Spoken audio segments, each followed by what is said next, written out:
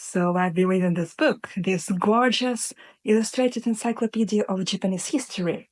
And here on page 17, written in Japanese, as you can see, everything in Japanese. And here on page 17, I saw this passage. And when I read the title of this passage, I understood that it is on radiocarbon dating method. And I thought, can I probably skip it? I think it's just too much for me, sorry. And I had this huge temptation to give up and to skip this passage. And I caught myself on this process and reminded myself that I have a degree in Japanese history. I'm fluent in Japanese. I kind of know what radiocarbon dating method is, and probably it's not that bad. So I invited myself to give it a try, just to try reading it, and to check if it is really so bad. And it wasn't. It was not so bad. I was reading slowly and carefully. I think I read it in probably a couple of minutes, and it was all right. It wasn't super difficult. It was less difficult than I thought. So this is my story, and I want to ask you, have you ever had this moment of like when you are studying Japanese and especially on the beginner levels, and you see some topic and you started looking into this topic and thought sorry, this is too much. I think I'm quitting. I can imagine that's probably if you started the topic of kanji and learned and found out that you need to learn about 2,000 Japanese kanji to become more or less fluent, or if you picked the topic of verbs and saw these endless tables of verbs and felt completely lost in this topic. I get you, really. I really get you. Have you had this moment? If you have, and if you are watching this video, I'm here to help. This is a psychological trap, two-sided, and I'm here to show the way out of it. So stay with me, and we'll get out of this psychological trap. Quick introductions. My name is Jan Zagowska. I've been teaching Japanese for, I think, around 17 years already. I hold a bachelor degree in Japanese history, a bachelor degree in psychology, and I've been counseling for 9 years. And I'm here to help you along the way, along your Japanese learning journey. And in today's episode, let's find a way out of this trap called "This is too hard for me." Let's get started. Let's have a look at this psychological trap. It actually has two sides. One is, as mentioned above, "This is too hard for me, so I quit." And the other one is, easy, piece of cake. This is also a side of the trap. Why? Because both these ideas, feelings, are wrong expectations. This is too hard and this is easy are wrong expectations. And wrong expectations are the root of frustration. Learning languages should not be a frustrating process. It should be an enjoyable process. So let us have a closer look at both sides of this trap and walk our way out of it and make our learning journey enjoyable. Side 1. This is too hard for me. Let us get our expectations well managed here. So learning a language, mastering a language, is a complex skill that has some sub-skills as speaking, listening, writing, reading, and requires several years, typically, of dedicated effort. This is a complex skill, no more, no less. And I have actually some good news for you, because you absolutely have mastered one or several, I think several, complex skills in your life, so you know how to do that. For example, if you can do something with your body that is more complex than walking and running, you have already mastered a complex skill. For example, if you can ride a bicycle, or if you can swim, or if we take some more complex examples, I don't know, if you can do some kite surfing, or if you can drive a car. Driving a car is tremendously complex skill. So if you can do any of it, you have experience of mastering a complex skill. There was some point in your life when you did not know how to do this, and then you made some exercise, you made some effort, you devoted some time to acquiring the skill, to practicing, and you see, you now can use the skill freely, hopefully without any trouble. For example, if we don't talk about movement, let's talk about, for example, professional skills. If you are a working professional, you have devoted some time to learn your job, and this didn't happen overnight. You devoted some effort to this, and your job is a complex skill that you didn't know how to do at first, and then you practiced and you got used to it. So you have experience of acquiring complex skills. If you are a relatively young person, for example, if you are at high school, think about a subject that you are good at. Being good at this subject, for example, I don't know, maths or arts or history or you name it, is a complex skill. You need to know stuff, a lot of different knowledge, and you have to be able to operate it in a way that is needed in these circumstances. This is a complex skill, and you know how to do it. Congratulations. Even if nothing like comes to your mind when you think about complex skills in your experience, let me say this. You're watching this video. You were using YouTube, and you clicked on this video, and for some reason you are watching it still. And using technology is a complex skill.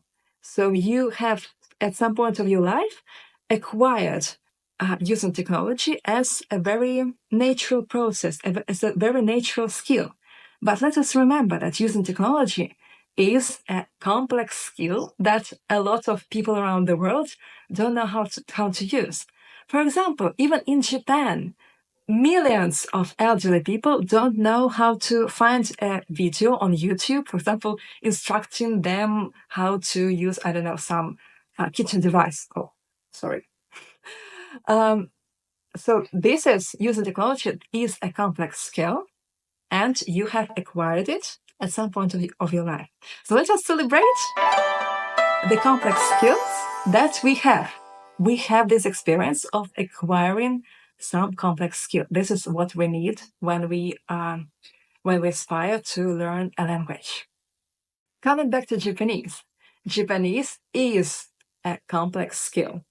And if at some point you are like scared of something, of some topic, or you just feel very lost, most likely you need some guidance from a person or an entity that can do actually two things.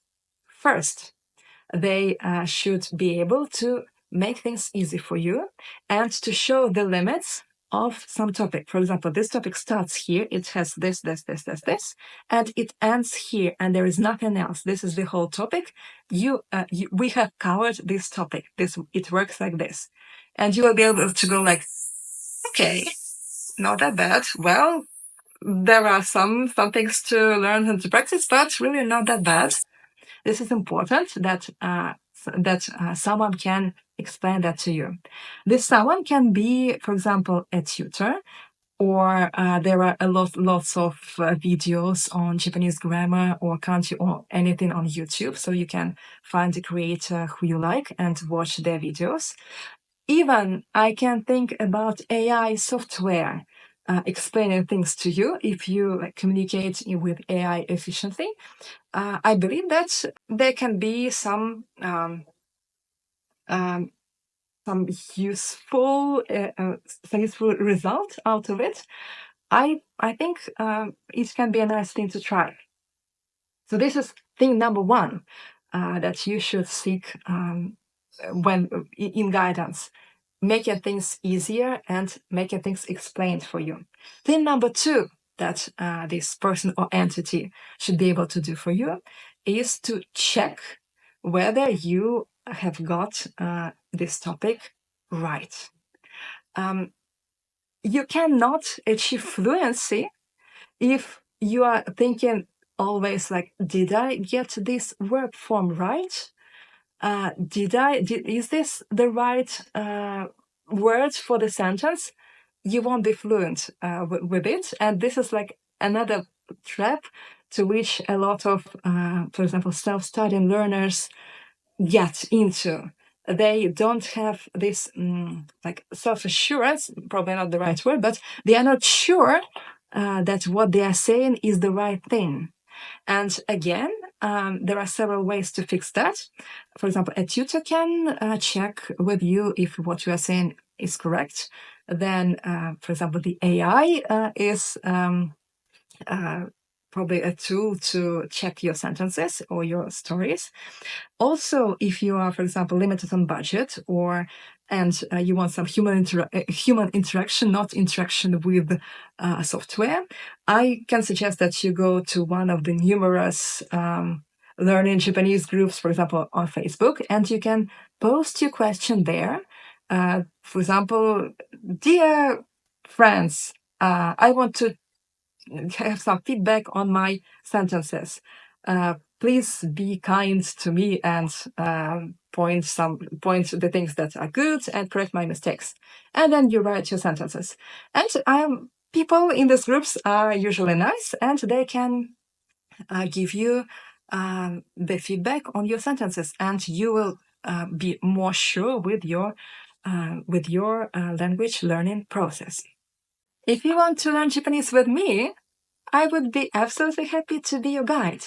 I invite you to follow the link in the description, and you will get to a Google form which you can fill in and send it to me, and I'll get back to you very, very soon.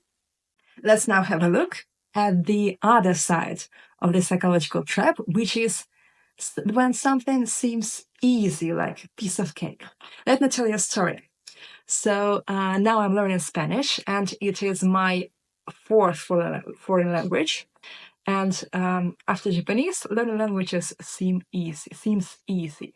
So when I picked up Spanish, it was like, bring it on. Just give me a couple of hours. And this is the trap, because I have some lessons. I have lessons with a tutor, and I have good days when I speak more or less.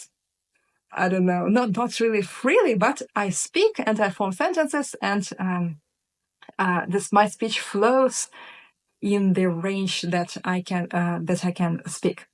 And sometimes, in some days, I feel really stuck and I forget a lot of words, and I have to look up in the dictionary even the easiest words, and it gets really, really frustrating, because in my head, I keep the idea that Spanish is easy. Why do I look these words in the dictionary?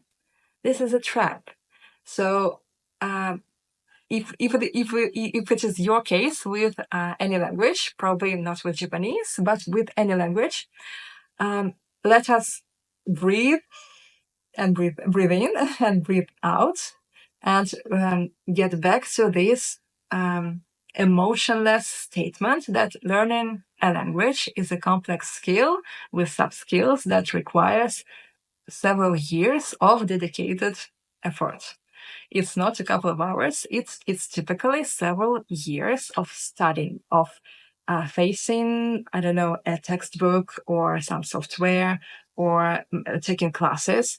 It takes time to learn, and eventually, if you have this guidance that I mentioned above, you will learn this language, and I will learn this language, and everyone will learn this language. So that's it, I think. Managing expectations is the key to studying with results. So, like, just wrap up. If you feel that this subject is too hard for you, most likely it's not that bad. You just need guidance, and guidance is in making things easier, and like from this to this and not more. This is all. And this is the one part. And the second part, that guidance involves checking if you did things correctly. And if you feel that something is easy, you should also like breathe in, breathe out, because even the things that seem easy will require dedicated effort. So I hope this helps getting out of this psychological trap.